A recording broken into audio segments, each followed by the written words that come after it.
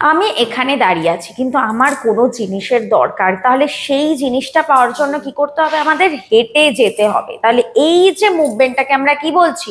গমন। আর আমি এখানে দাঁড়িয়ে রয়েছি, আমার এর উপরে, বোর্ডের ওপরে কোনো জিনিস আমার দরকার, তাহলে তার জন্য কি করতে হবে? আমাকে হাতটাকে ওঠাতে হবে, মানে হাতের মুভমেন্ট করতে হবে। তাহলে এই ধরনের মুভমেন্টকে আমরা কি বলবো? চলন। এই চলন এবং গমন কিন্তু গ্রুপ সি এবং গ্রুপ ডির ক্ষেত্রে একটা খুবই ইম্পর্টেন্ট একটা টপিক। তাই আজকে প্রতিষ্ঠা এডুকেশন নিয়ে এসেছে এই চলন এবং গমনের অনেকগুলো ইম্পর্টেন্ট এমসিকিউ। তাহলে চলো আর দেরি না করে শুরু করি চলন এবং গমন। দেখি ফার্স্ট কোশ্চেনটা কি বলা আছে। ফার্স্ট কোশ্চেনটাতে বলা আছে যে উষ্ণতার তীব্রতার প্রভাবে সংঘটিত যে থার্মোন্যাস্টি চলন কোন উদ্ভিদের ক্ষেত্রে আমরা দেখতে পাই। মানে এই যে থার্মোন্যাস্টি চলন মানে তাপমাত্রার প্রভাবে যে চলন বা যে মুভমেন্ট আমরা দেখতে পাই, সেই ধরনের মুভমেন্টকে আমরা বলি থার্মোন্যাস্টি চলন। তাহলে তাপমাত্রার প্রভাবে চলন, এই যে চারটে অপশন রয়েছে, সেই চারটে অপশনের মধ্যে কোন উদ্ভিদের ক্ষেত্রে আমরা দেখতে পাই? দেখো চারটে অপশন দেওয়া আছে। কি কি রয়েছে? ফার্স্ট অপশনটা রয়েছে পদ্ম ফুল, সেকেন্ড রয়েছে টিউলিপ ফুল, 3 নম্বর রয়েছে লজ্জাপতি লতা এবং 4 নম্বরে রয়েছে সূর্য শিশির। তাহলে তাপমাত্রার প্রভাবে কোনো উদ্ভিদের যে চলন এবং গমন হচ্ছে সেটাকে আমরা বলছি থার্মোন্যাস্টি চলন, আর এই ধরনের চলন আমরা দেখতে পাই টিউলিপ ফুলের ক্ষেত্রে। তাহলে সঠিক উত্তর হবে হলো টিউলিপ ফুল। ঠিক আছে, সেকেন্ড কোশ্চেনটা কি লেখা আছে দেখো। সেকেন্ড কোশ্চেনটা লেখা আছে উদ্দীপকের তীব্রতার দ্বারা নিয়ন্ত্রিত চলনকে আমরা কি বলি? উদ্দীপক মানে হচ্ছে কোনো স্টিমুলাস। যেমন জলের প্রভাবে যে চলনটা হয়, জলের প্রভাবে কি হয়? মূল জলের দিকে যায়, কিন্তু কাণ্ড কি জলের দিকে যায়? তাহলে জলের দিকে যে চলনটা হচ্ছে সেটাকে আমরা কি বলি? Hydrotropic movement. এবং এই ধরনের মুভমেন্ট আমরা কার ক্ষেত্রে দেখতে পাই? মূলের ক্ষেত্রে দেখতে পাই। তাহলে কাণ্ড তো হাইড্রোট্রপিক চলন দেখায় না। কাণ্ড কি ধরনের চলন দেখায়? কাণ্ড দেখায় ফটোট্রপিক চলন, মানে আলোর দিকে মুভমেন্ট দেখায়। তাহলে এই ধরনের মুভমেন্টকে আমরা কি বলবো? ফটোট্রপিক চলন। তাহলে এই ধরনের যে উদ্দীপকগুলোর তীব্রতার প্রভাবে নিয়ন্ত্রিত চলনকে আমরা আলটিমেটলি কি বলছি? চারটে অপশন দেওয়া আছে। কি কি রয়েছে দেখো? ট্রপিক চলন, সেকেন্ড রয়েছে ট্যাকটিক চলন, 3 নম্বরে রয়েছে ন্যাস্টিক চলন এবং 4 নম্বরে রয়েছে সিসমিক চলন। তাহলে কোনো উত্তেজনা বা উদ্দীপক এর প্রভাবে যে সাড়া দেওয়া বা মুভমেন্টকে আমরা কি বলি? ট্রপিক চলন। সঠিক উত্তর কি হবে? ট্রপিক চলন। ঠিক আছে, আচ্ছা 3 নম্বরে দেখো কি বলছে, লজ্জাপতি পাতা। এটা আমরা ছোটবেলা থেকে সবাই জেনে আসছি যে লজ্জাপতি গাছের পাতাকে যদি আমরা স্পর্শ করি তাহলে তৎক্ষণাৎ সেই গাছের পাতাটা মুড়ে যায়। ঠিক আছে, তাহলে এই ধরনের মুভমেন্টকে আমরা কি বলি? এই ধরনের যে চলন, দেখো চারটে অপশন দেওয়া রয়েছে। কি কি সেই চারটে অপশন রয়েছে দেখো? হাইপোন্যাস্টি চলন, 2 নম্বরে রয়েছে কেমোন্যাস্টি চলন এবং 3 নম্বরে রয়েছে নিকটোন্যাস্টি চলন এবং 4 নম্বরে রয়েছে হচ্ছে সিসমোন্যাস্টি চলন। সঠিক উত্তর কোনটা হবে? সঠিক উত্তর হবে হচ্ছে সিসমোন্যাস্টি চলন। কেন? দেখো লজ্জাপতি গাছের পাতায় যখন আমরা টাচ করছি তখন সেটা কি ধরনের চলন দেখায়? সিসমোন্যাস্টি চলন। মানে লজ্জাপতির গাছের পাতা হয়ে থাকে খুব সেনসিটিভ, এবং এই ধরনের যে চলন, যে টাচের ফলে যে চলনটা হয়, টাচের ফলে কোনো গাছের পাতা কি হচ্ছে? মুড়ে যাচ্ছে। তাহলে এই ধরনের চলনকে আমরা কি বলবো? এই ধরনের চলনকে আমরা বলবো সিসমোন্যাস্টি চলন। সামনেই আমাদের এসএসসির গ্রুপ সি এবং গ্রুপ ডি, এবং এই কারণেই প্রতিষ্ঠা এডুকেশন নিয়ে এসেছে প্রত্যেকটা টপিকের ওপর আলাদা আলাদা ভাবে যে সাবজেক্ট ম্যাটেরিয়াল। তো কি কি টপিক ইনক্লুড থাকছে দেখো। টপিক থাকছে general knowledge, current affairs, arithmetic, English, এবং এই প্রত্যেকটা টপিকের জন্য আলাদা আলাদা মক টেস্টেরও কিন্তু সুবিধা। এবং এই বিষয়ে আরো বিশদে জানতে তোমাদের কি করতে হবে? এই নাম্বারে কল করতে হবে। কি নাম্বারে কল করতে হবে? 9088890010। এবং এই সব কিছু তোমরা পেয়ে যাচ্ছ শুধুমাত্র কত? 299-এ। এই সমস্ত কিছু পেয়ে যাচ্ছ শুধুমাত্র 299-এ। চলো দেখি পরের কোশ্চেনটা কি রয়েছে। এতক্ষণ তো আমরা উদ্ভিদের পড়লাম, উদ্ভিদের চলন পড়লাম, এরপর আমরা পড়বো হচ্ছে প্রাণীদের ক্ষেত্রে কিন্তু মুভমেন্ট দেখতে পাই, মানে এক জায়গা থেকে আর এক জায়গায় যে মুভমেন্টটা, যেটাকে আমরা বলি গমন, সেটা কিন্তু প্রাণীদের ক্ষেত্রে দেখতে পাই। কিন্তু উদ্ভিদের ক্ষেত্রে এই গমনটা আমরা দেখতে পাই না, উদ্ভিদের ক্ষেত্রে আমরা যে মুভমেন্টটা দেখতে পাই সেটাকে আমরা চলন বলছি। ঠিক আছে, তো প্রাণীদের ক্ষেত্রে যেটা দেখা যায়, তো কেঁচো তো প্রাণীর মধ্যেই পড়ছে। তো এই কেঁচোর যে গমনাঙ্গ, মানে কেঁচো এক স্থান থেকে অন্য স্থানে মুভমেন্ট করতে কি গমনাঙ্গ বা কি অঙ্গ ব্যবহার করে? চারটে অপশন দেওয়া রয়েছে। কি কি রয়েছে? ফার্স্টে রয়েছে সিলিয়া, সেকেন্ডে রয়েছে সিটি, 3 নম্বরে রয়েছে কোষিকা এবং 4 নম্বরে রয়েছে নালীপদ। সঠিক উত্তর কি হবে? সঠিক উত্তর হবে হচ্ছে সিটি। তাহলে কেঁচোর যে গমনাঙ্গ সেটা হবে হলো সিটি।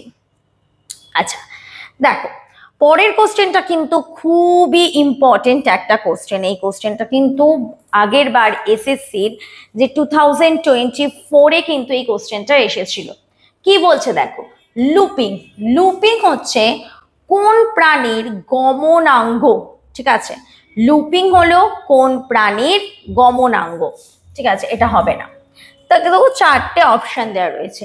চারটে অপশনের মধ্যে কি কি রয়েছে? ফার্স্ট অপশনে রয়েছে তারা মাছ, সেকেন্ড অপশনে রয়েছে শামুক, 3 নম্বরে রয়েছে হচ্ছে হাইড্রা এবং 4 নম্বরে রয়েছে হচ্ছে অ্যামিবা। খুব ইম্পর্টেন্ট কোশ্চেন, সবাই ভালো করে দেখে নাও যে লুপিং হলো কোন প্রাণীর গমনাঙ্গ। সঠিক উত্তর কোনটা হবে? সঠিক উত্তর হবে হলো তারা মাছ, বা যেটাকে আমরা ইংলিশে বলি হলো স্টারফিশ। সঠিক উত্তর হবে হচ্ছে স্টারফিশ। এই স্টারফিশ তোমরা আমাকে বলো যে এই স্টারফিশ কোন ফাইলামের আন্ডারে পড়ছে? এই স্টারফিশ অ্যানিমাল কিংডমের কোন ফাইলামের আন্ডারে পড়ছে নিচে তোমরা কমেন্টে লিখে পাঠাও। আচ্ছা তারপরের কোশ্চেনটা দেখো কি বলেছে। বলেছে মানুষের করটির অস্থিগুলো কি? মানুষের যে করটি মানে যে ব্রেন, সেই ব্রেনের ভেতরে যে অস্থিগুলো রয়েছে সেই অস্থিগুলো কি কি? চারটে অপশন দেওয়া রয়েছে। কি কি রয়েছে? টেম্পোরাল, ফ্রন্টাল, ভোমার এবং প্যালাইটাই। তাহলে সঠিক উত্তর কোনটা হবে? সঠিক উত্তর হবে হচ্ছে, সঠিক উত্তর কোনটা হবে? সঠিক উত্তর হবে হচ্ছে টেম্পোরাল। মানুষের করটির ভেতরে যে অস্থিগুলো রয়েছে সেটাকে আমরা বলি হচ্ছে টেম্পোরাল। ঠিক আছে, তারপরের কোশ্চেনটা দেখো। তারপরের কোশ্চেনটা কি বলেছে? তারপরের কোশ্চেনে লিখেছে যে বেশিরভাগ মাছই তো জলে ডুবে যায় না, মাছ তো জলে সাঁতার কাটে, তাহলে কেন? আমরা তো সহজে জলে সাঁতার কাটতে পারি না। মাছের ক্ষেত্রে এমন কি অঙ্গ প্রেজেন্ট রয়েছে যার জন্য মাছ জলে ডুবে যায় না? তাহলে মাছের শরীরে রয়েছে পটকা, এই জন্য মাছ বিভিন্ন গভীরতায় খুবই সহজে ভেসে থাকতে পারে এবং সাঁতার কাটতে পারে, সহজে ডুবে যায় না। তাহলে সঠিক উত্তর কি হবে? সঠিক উত্তর হবে হচ্ছে পটকা। তারপর দেখো, তারপর কোশ্চেনটা রয়েছে হচ্ছে মাংসপেশির সংকোচনশীল প্রোটিনগুলো কি কি? দেখো যে প্রোটিনগুলো আমাদের মুভমেন্টে হেল্প করে, যাদের সংকোচন এবং প্রসারণের ফলে আমরা মুভমেন্ট করতে পারি, হাতে মুভমেন্ট করতে পারছি, পায়ের মুভমেন্ট করতে পারছি, তাহলে এখানে আমাদের কি প্রোটিন উপস্থিত রয়েছে? এখানে আমাদের প্রোটিন উপস্থিত রয়েছে অ্যাক্টিন এবং মায়োসিন। খুব ইম্পর্টেন্ট এই কোশ্চেনটা, ভালো করে দেখে নাও। মাংসপেশি সংকোচনশীল প্রোটন যাদের রিল্যাক্সেশন এবং সংকোচন এবং প্রসারণের ফলে আমাদের হাতের মুভমেন্ট হয়, সেইখানে কি প্রোটিন উপস্থিত রয়েছে? সেখানে রয়েছে অ্যাক্টিন এবং মায়োসিন।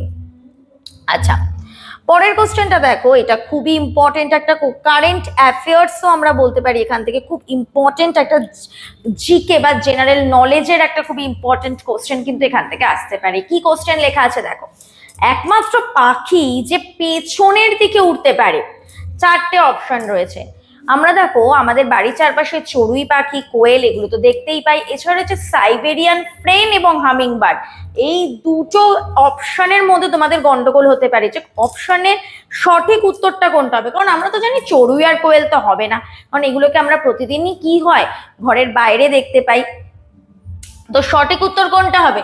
সঠিক উত্তর হবে হচ্ছে হামিং বার্ড। হামিং বার্ড কিন্তু পেছনের দিকে উঠতে পারে। দেখো পরের কোশ্চেনটা কি বলেছে।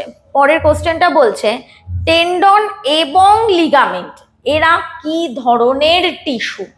দেখো এর যোগকলা হচ্ছে, রক্ত হলো এক ধরনের যোগকলা বা কানেকটিভ টিস্যু যাকে আমরা বলি। আবরণী কলা, এটা নাম দেখেই বুঝতে পারছো যে ধরনের টিস্যু কোনো অঙ্গকে কি করতে পারে, আবরণ করতে হেল্প করে। যেমন স্কিনের এপিডার্মিস যে লেয়ারটা সেটা হচ্ছে আবরণী কলা। পেশিকলা কি? পেশিকলা হচ্ছে আমাদের মুভমেন্টে হেল্প করে সংকোচন এবং প্রসারণের মাধ্যমে। 4 নম্বর হচ্ছে কঙ্কাল কলা, আমাদের শরীরের ভেতরের যে কলাটা থাকে যেটাকে আমরা বলি হচ্ছে কঙ্কাল কলা। তাহলে সঠিক উত্তর কোনটা হবে? টেন্ডন এবং লিগামেন্ট এগুলোর সঠিক উত্তর হবে। এগুলো কি ধরনের কলা? এগুলো হচ্ছে যোগ কলা। আচ্ছা, তারপরের কোশ্চেনটা দেখো কি বলেছে, ড্রসেরাতে যে রোমের সঞ্চালন হয় তাকে কি বলে? 4টে অপশন রয়েছে, হেলিওট্রপিজম, থিগমোট্রপিজম, ফটোনাস্টিক এবং সিসমোনাস্টিক। মানে এখানে কি হয়, খুব টাচের ফলে কোনো বাতাসের মুভমেন্টের ফলে যে সঞ্চালনটা হয় সেটাকে আমরা বলি হচ্ছে থিগমোট্রপিজম। কাণ্ড, কাণ্ড সাধারণত কি ধরনের হয়? কাণ্ড কি? দেখো 4টে অপশন দেওয়া রয়েছে। একটা রয়েছে আলোক অনুকূলবর্তী, মানে আলোর দিকে যায়। আলোক প্রতিকূলবর্তী, মানে আলোর দিকে যায় না, আলো যদি এদিকে হয় আলোর অপোজিটে যায়। 3 নম্বর হচ্ছে অভিকর্ষ প্রতিকূলবর্তী, মানে যে অভিকর্ষ সাধারণত নিচের দিকে যায়, প্রতিকূল মানে ওটা ওপরের দিকে যায়। তাহলে আর হচ্ছে ধনাত্মক অ্যাক্রোট্রপিক। তাহলে সঠিক উত্তর কোনটা হবে? কাণ্ড সাধারণত আলোর দিকে যায়, তাহলে সঠিক উত্তর হবে হচ্ছে আলোক অনুকূলবর্তী। এরকম আরো ইম্পর্টেন্ট টপিকের ওপর এমসিকিউ পেতে হলে অবশ্যই আমাদের অ্যাপটিকে ফলো করতে হবে।